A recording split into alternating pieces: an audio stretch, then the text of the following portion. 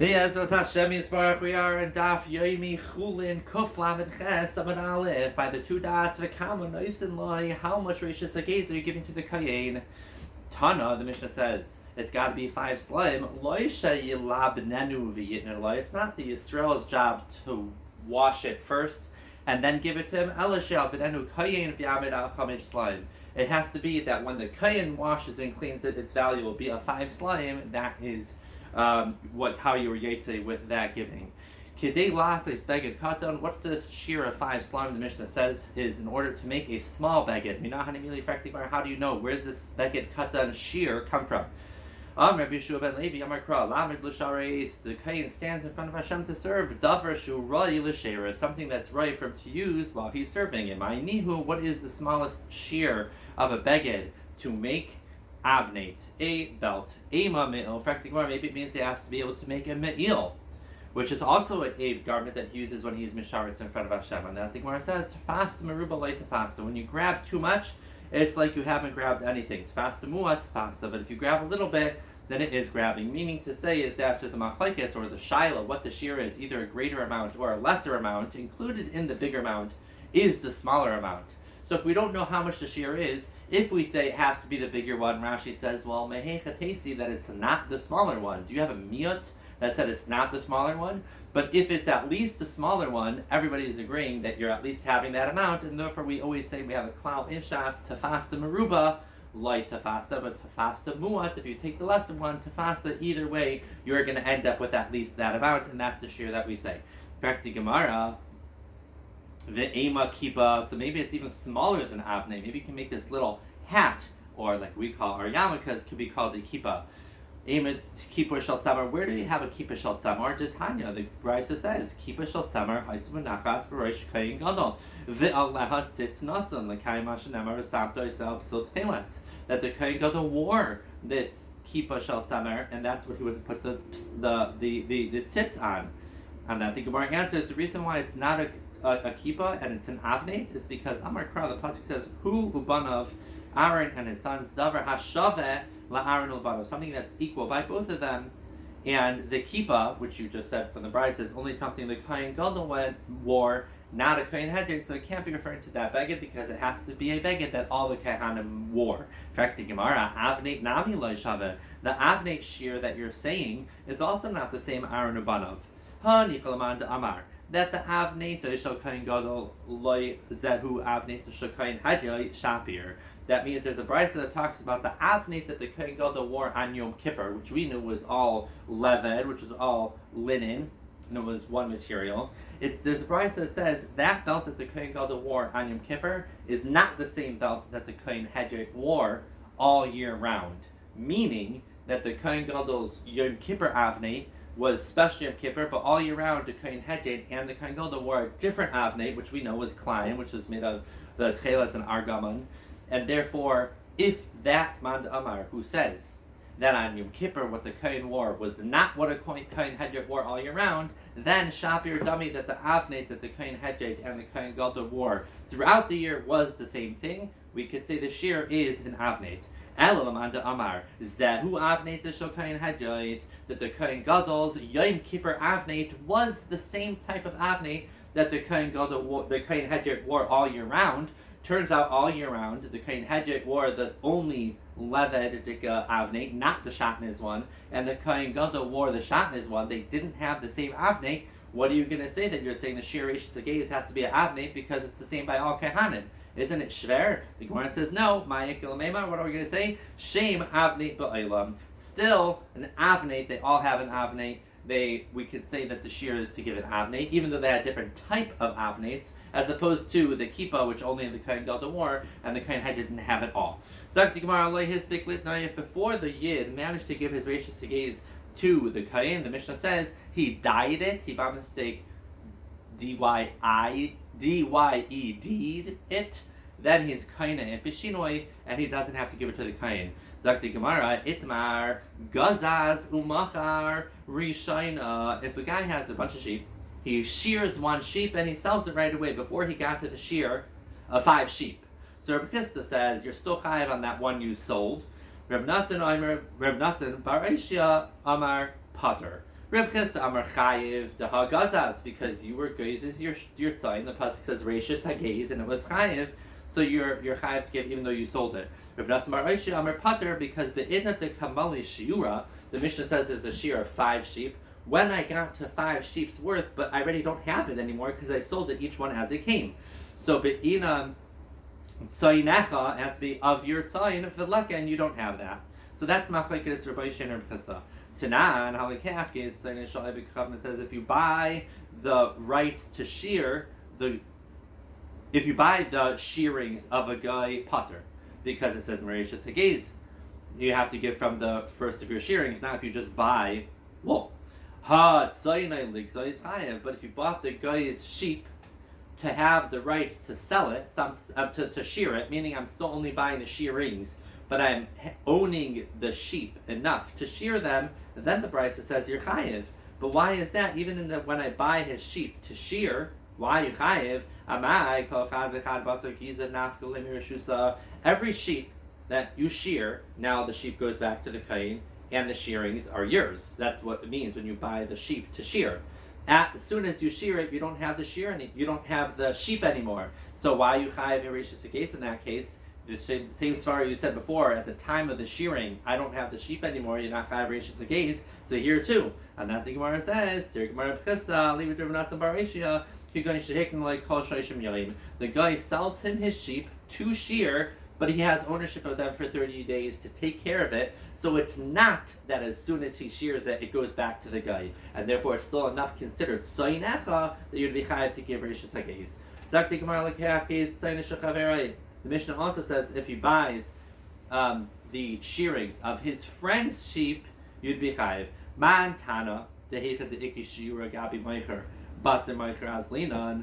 The Gemara didn't quote to the end of the Mishnah, which is actually what this Gemara is going on, that if the guy buys all the shearings from the meicher, if the meicher has a little bit left over, the meicher has to give Meseches Hageiz. But if he has nothing left over, the lekach who had bought all the shearings has to give it. So who's the Tana who says that if there's leftover, you go baser the meicher?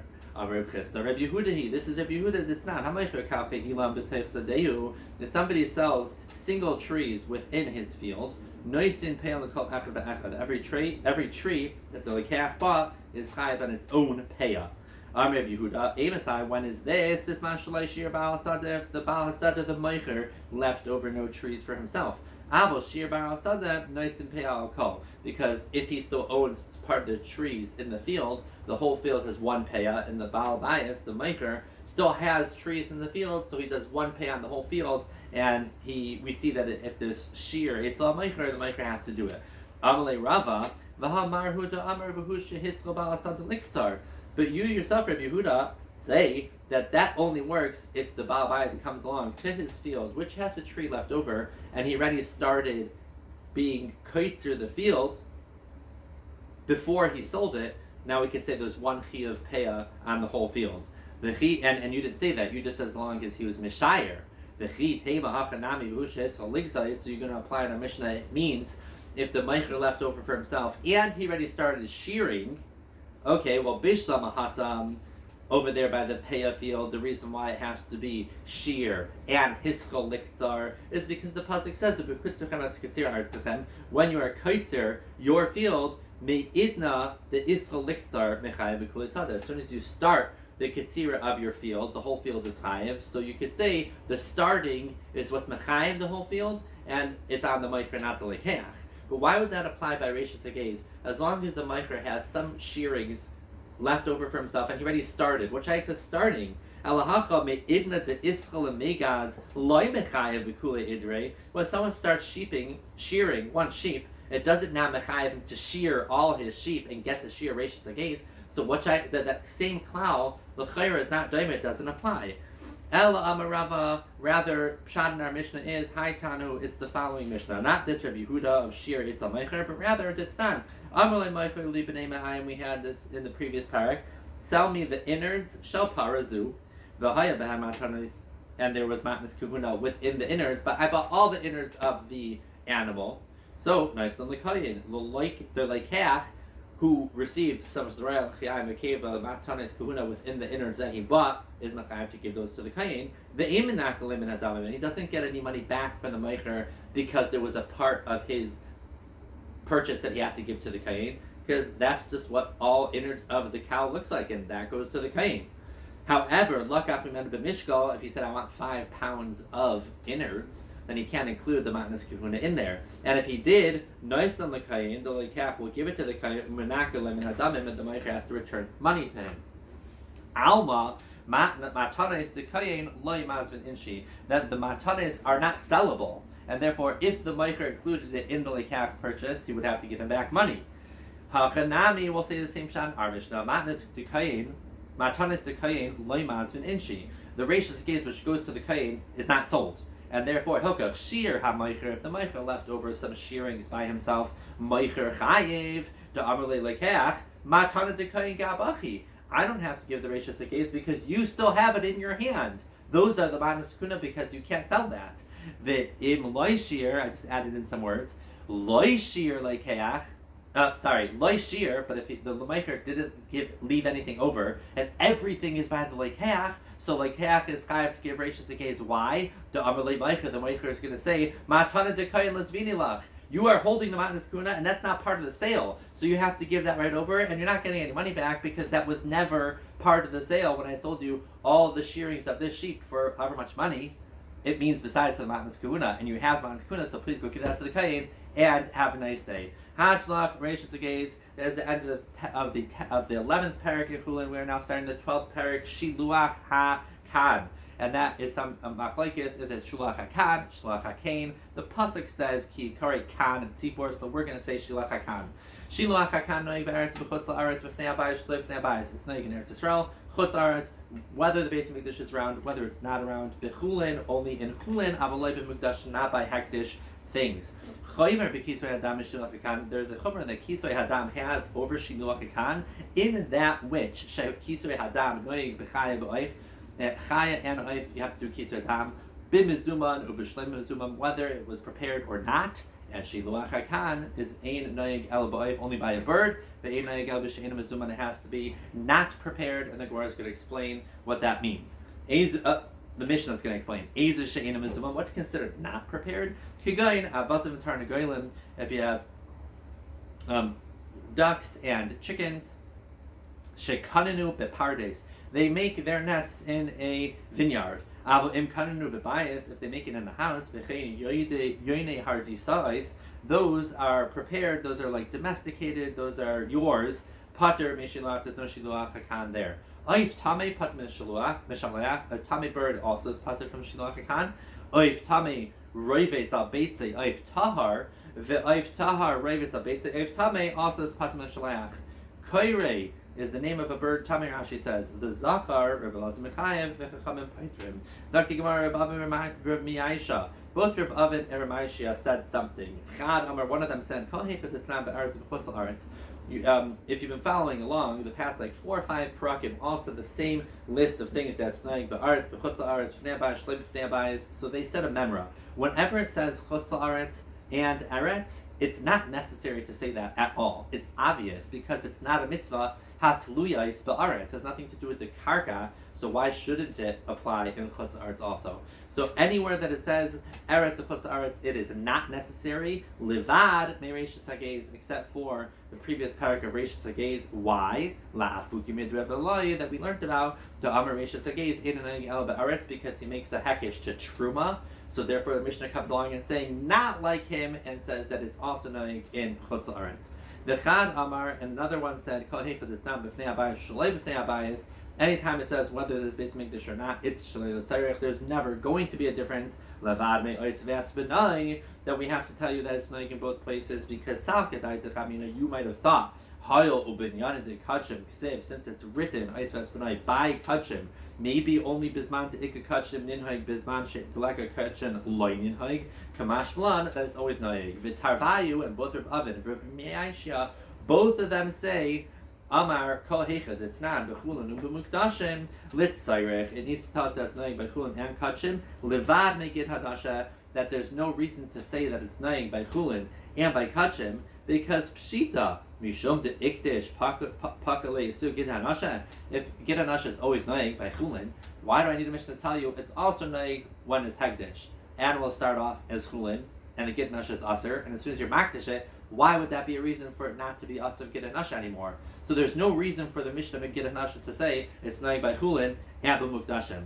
Correct the Gemara. The lav ukibna bevlatis kachim. Didn't we, when we learned the parak gid hanasha, say that the reason why the Mishnah needs to say that gid hanasha is naig bechulin ebem mukdashim is to tell you that a vlad kachim, an animal that was born kaddish and wasn't ever chulin first, maybe ein kedusha ein iser chal iser, maybe or ein kedusha chal al kedusha, maybe the iser of gid hanasha can't be chal on a kaddish animal. So the Mishnah, the Gemara says that that's the reason it's the Mishnah. Why are you saying it's a shalei l'tzarech? Umay taima, the Gemara answers, why did we need to say ukimna that it's by avladais lav mishum de kashalon? Isn't it because we had a question? Why is it necessary? So the Gemara need to say, you know what? It's necessary because of vlad kachim. Well, guess what? Loi lisni meikara nami loi tikshilach.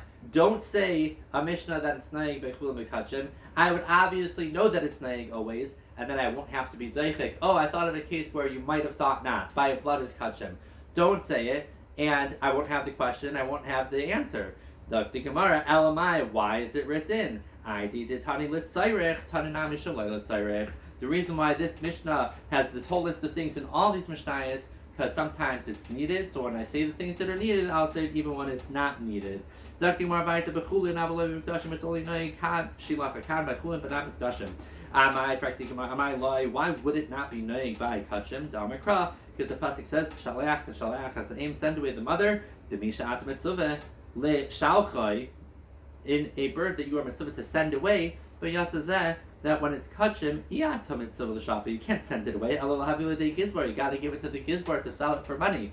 So you can't send it out to the world. It doesn't have the mitzvah shulach kan. Amravina Hilkach oif tahar shahar gasanefesh. If you have an oif tahar that killed someone, pater mishiluach is no din shiluach akan. Why? My time at crush aliach to shal chasaim. The same svara. You're supposed to send away the mother. The mi sha'at mitzvah l'shalchai yatzazesh yat mitzvah shalcha ala avila basin. You have to bring it to the basin to get killed because a bird that kills a person is chayv misa.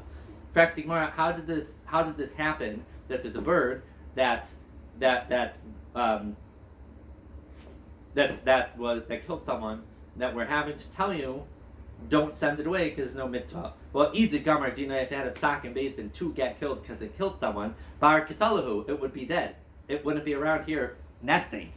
Rather, it didn't have a Gemar din yet, and the Chiddush is that you can't send it away because you have a chiyuv to bring it to basin. Vikyu aban to be mekayim, the pasuk of ubiarta hara mikir becha, get rid of the badness amongst your from within your midst, and therefore they have a bird that before basin could Gemar din flew away, and now you find it nesting. Grab it, bring it to basin to get killed.